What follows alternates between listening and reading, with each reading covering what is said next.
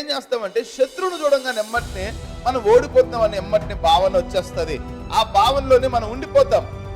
ఆ సమస్య నాకంటే పెద్దగా ఉన్నది, ఆ సమస్య ఇక భయంకరంగా ఉన్నది, నా వల్ల కాదు, నేను గెలవలేను, అయిపోయింది పరిస్థితి, అమ్మో చాలా మునిగిపోయాను, చాలా కూరుకుపోయాను, చాలా మునిగిపోయాను, చాతకాని స్థితి పరిస్థితిలో నేను ఉండిపోయాను, ఇప్పుడు నాకు ఎవరు సాయం లేదు, నాకు విజయం రావడం చాలా దూరం ఉన్నది, నాకు విజయం నాకు అందుబాటులో కూడా లేదు, అవునా, ఇక రేపు నాకు విజయం వస్తుందని కూడా అవకాశం నాకు లేదు, రేపే నా సమస్యకు పరిష్కారం దొరుకుతుందనే అవకాశము, విశ్వాసము, నమ్మకం కూడా నాకు ఇంత కూడా లేదు అని నీలో కలగటం మొదలు పెడుతూ ఉంటది. అదే దేవుడు అంటున్నాడు అన్నమాట, నీ శత్రు సైన్యమును నువ్వు చూడబాకు.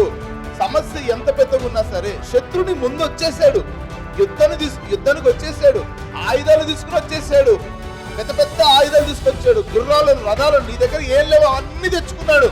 తెచ్చుకున్నంత మాత్రాన వాడి దగ్గర విజయం లేదు. హల్లెలూయా. వాడు తెచ్చుకుంది సామాన్లే, వాడు తెచ్చుకుంది ఆయుధాలే, కానీ దేవుడు మన దగ్గర తెచ్చింది ఏం తెలుసా? విజయము. హల్లెలూయా.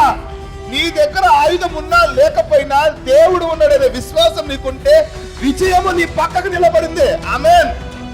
వాడి దగ్గర ఆయుధాలు ఉండని, కానీ వాడి దగ్గర విజయం లేదు.